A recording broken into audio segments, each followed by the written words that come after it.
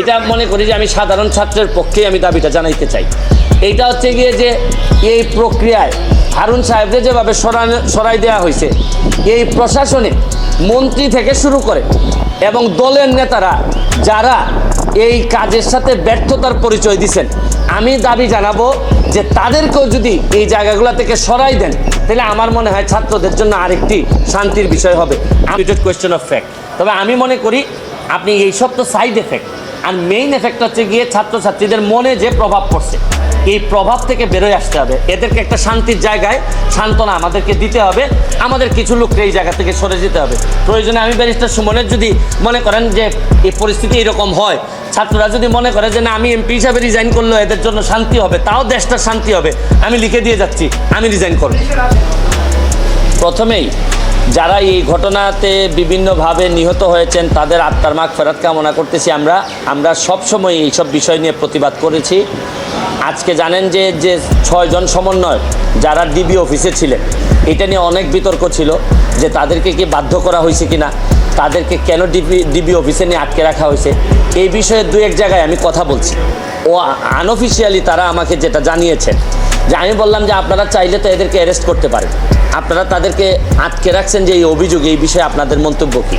তারা আমারে যেটা জানিয়েছেন, তারা বলছেন যে কোটা আন্দোলন তো কোটা সংস্কারের যে আন্দোলন, এটার জন্য যা যা চেয়েছিলেন সবই দেয়া হয়েছে।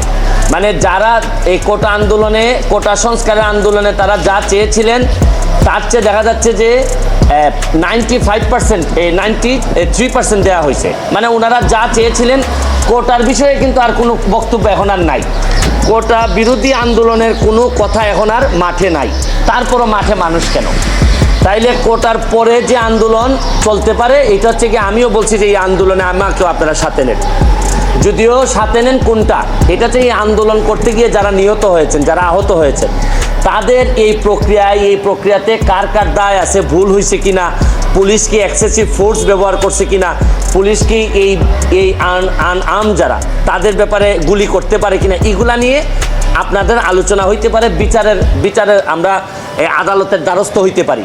এখন হচ্ছে কি এই প্রক্রিয়া, এবং আপনারা জানেন যে কমিশন অলরেডি এই রংপুরে যাবে, এটার প্রক্রিয়া শুরু হয়েছে। মাননীয় প্রধানমন্ত্রী বলছেন যে এই তদন্ত প্রয়োজনে জাতিসংঘ এসে এটা করুক। আমি এটাকে সাধুবাদ জানাই। এবং আমি আরেকটা কথা বলতে চাই, আপনাদের বিচারের প্রক্রিয়াতে না গিয়ে আপনারা যদি আন্দোলন সংগ্রাম এবং ভাঙচুরে যদি আবার জনসাধারণের শৃঙ্খলা নষ্ট হয় এরকম কাজে যদি জড়িত থাকেন, তাইলে তো রাষ্ট্রের এবং সরকারের এটা রক্ষা করতে গিয়ে আবার শক্ত অবস্থানে যাইতে হবে। এর মানে কি দাঁড়াচ্ছে? আমি স্পষ্ট বলছি যে কোটা সংস্কার আন্দোলনে আমরা একমত। যারা নিহত হয়েছে, আহত হয়েছে, তাদের ব্যাপারে আইনি ব্যবস্থা নিতে আমরা একমত, আমরা সাহায্য করতে চাই। কিন্তু এই আন্দোলনটাকে যদি আপনারা মনে করেন, যে এখন আপনারা সরকার পতন করবেন, আপনারা মাননীয় প্রধানমন্ত্রীকে কোনোভাবেই দেখতে চান না, তাই এই আন্দোলনে তো আমরা সব একমত না।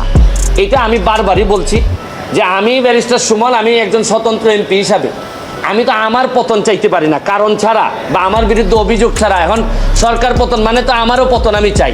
আর প্রশ্ন হচ্ছে গিয়ে কোটা আন্দোলনের জন্য আসছিলেন, আপনারা সফল হয়েছেন এবং এটা মানতে বাধ্য হয়েছে সবাই, এটা আদালতের মাধ্যমেই আসছে। এখন আপনারা বিচার চাইতে পারেন যে কোন কোন জায়গায় অন্যায় হয়েছে। এবং আমি আপনাদের মাধ্যমে আরেকটা কথা বলতে চাই, আপনারা জানেন যে ডিবির যিনি হারুন সাহেব ছিলেন, এই যে হাইকোর্ট তাকে নিয়ে একটা কথা বলছে যে তামাশা, আপনি জাতির সাথে এটা তামাশা। এরপরে কিন্তু সরকারের একটি, আমার কাছে মনে হচ্ছে যেটি ভালো দিক, যে পরের দিনই কিন্তু তাকে এখান থেকে সরাই দেওয়া হয়েছে। আমি মাননীয় প্রধানমন্ত্রীর কাছে আমি একটা দাবি জানাবো। এটা মনে করি যে আমি সাধারণ ছাত্রের পক্ষেই আমি দাবিটা জানাইতে চাই।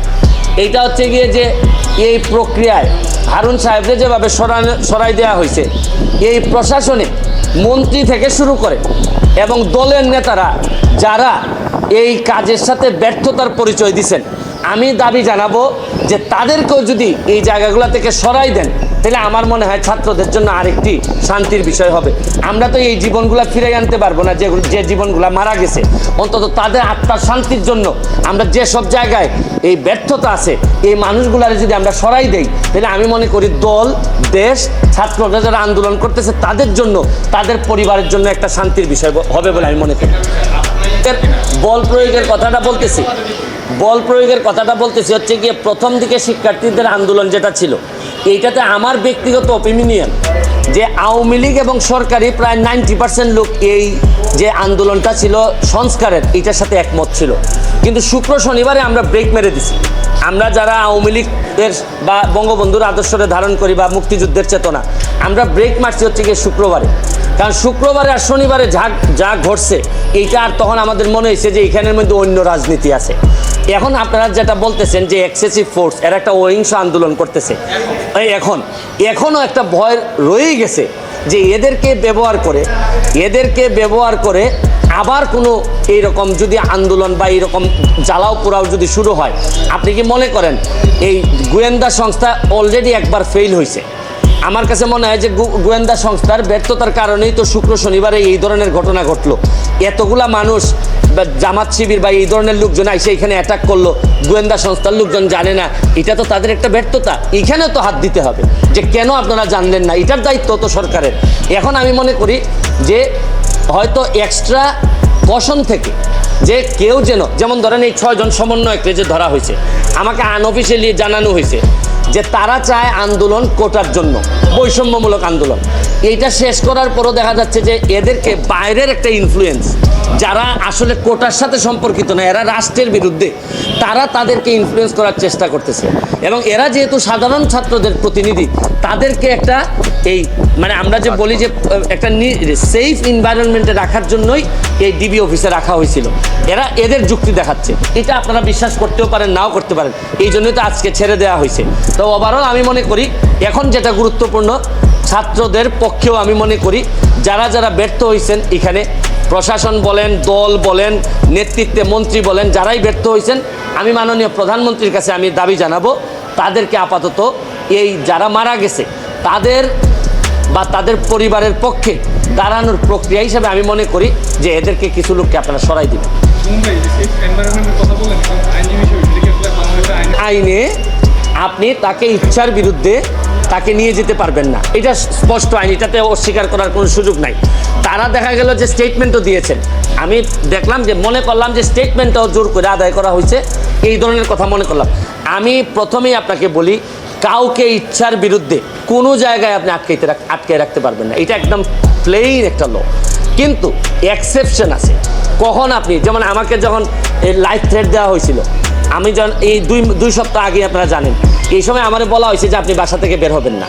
তো এই যে বের হবেন না, এটা কিন্তু আমাকে থ্রেট না, তারা কিন্তু আমাকে আটক করে রাখে নাই, আমার সিকিউরিটির জন্যই বলছে যে আপনাকে এখন আর বের হইতে দেওয়া হবে না, আপনি আসবেন না।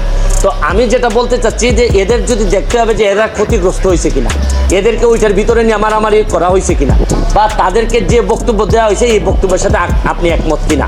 তবে তারা আসছে, এখন তারা আইসা যদি তারা বলে যে না আমাদের উপর নির্যাতন হয়েছে, আমাদের, তাহলে তো বিচারের মুখোমুখি হইতে হবে যারা নিয়ে গেছিলেন।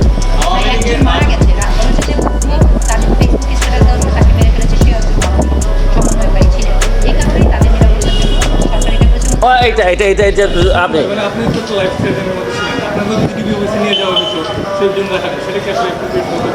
না ওইটা সিচুয়েশনই বলে দিবে আমাকে। যদি শুনেন, প্রশ্ন হচ্ছে গিয়ে যে আপনার সমস্যা আর আমার সমস্যা কোথায় জানেন? বিশ্বাসের সমস্যা। আপনার যদি বিশ্বাস থাকে কোনো সংগঠনের প্রতি, প্রতিষ্ঠানের প্রতি, তা আপনি তো এখানে চা খাইতেও যেতে পারেন। আমি তো যাই ডিবি অফিসে যাই, কিন্তু ডিবি অফিসে চা খাইতে গেলে আমারও মনে হয় মাঝে মধ্যে একটা মানুষের ভয় আছে যে ডিবি অফিসে চা খাইতে গেলে মনে হয় কি না কি করে। আর আমাদের এই ট্র্যাডিশন আছে, কেউ চা খাইতে দাওয়াত দিলেই মানুষ ভয় পায়, মনে করে যে চা খাইতে দাওয়াত দেয় না জানি কি করে, নিরাপত্তার অভাব। না বিষয়টা হচ্ছে গিয়ে তারা যারা বেরোয় আসছে একমাত্র তারাই বলতে পারবে যে এটা কতটা অ্যাপ্রোপ্রিয়েট ছিল।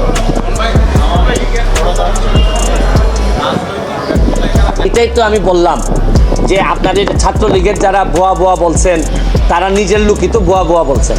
এবং আরও শুধু ভুয়া বিষয় না, বা ধরেন ছাত্রলীগের যারা ভুয়া না বলে যদি তার প্রশংসা করতো, তাতেও তো দায় এড়ানো যাবে না।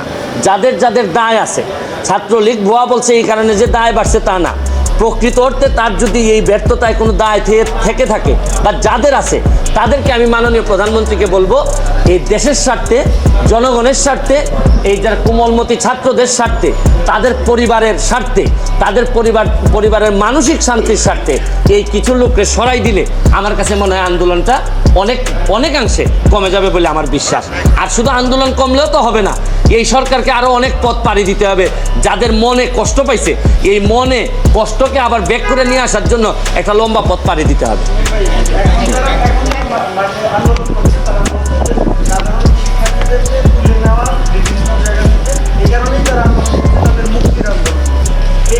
সবই তো একই আন্দোলনের মধ্যে। মুক্তিটা হচ্ছে গিয়ে কি কারণে ধরে নেওয়া হয়, কি কারণে আন্দোলনে যাওয়ার কারণে, রিস্কের কারণে। এখন সহিংসতা করেনি বা করছে, এটা তো ডিসপিউটেড কোয়েশ্চেন অফ ফ্যাক্ট। এটা একমাত্র তদন্ততেই জানা যায়। আপনার কাছে সবাই, আমার কাছে মামলায় যখন আসে সবাই বলে যে মিথ্যা মামলা। যখন আমার কাছে জামিনের জন্য আসে সবাই বলে যে ভাই আমার বিরুদ্ধে একটা মিথ্যা মামলা হয়েছে। এটা তো আসলে ডিসপিউটেড কোয়েশ্চেন অফ ফ্যাক্ট। তবে আমি মনে করি আপনি এইসব তো সাইড এফেক্ট, আর মেইন এফেক্ট হচ্ছে গিয়ে ছাত্রছাত্রীদের মনে যে প্রভাব পড়ছে, এই প্রভাব থেকে বেরোয় আসতে হবে। এদেরকে একটা শান্তির জায়গায় সান্ত্বনা আমাদেরকে দিতে হবে। আমাদের কিছু লোককে এই জায়গা থেকে সরে যেতে হবে। প্রয়োজনে আমি ব্যারিস্টার সুমনের যদি মনে করেন যে এই পরিস্থিতি এরকম হয়, ছাত্ররা যদি মনে করে যে না আমি এমপি হিসাবে রিজাইন করলেও এদের জন্য শান্তি হবে, তাও দেশটা শান্তি হবে, আমি লিখে দিয়ে যাচ্ছি আমি রিজাইন করব।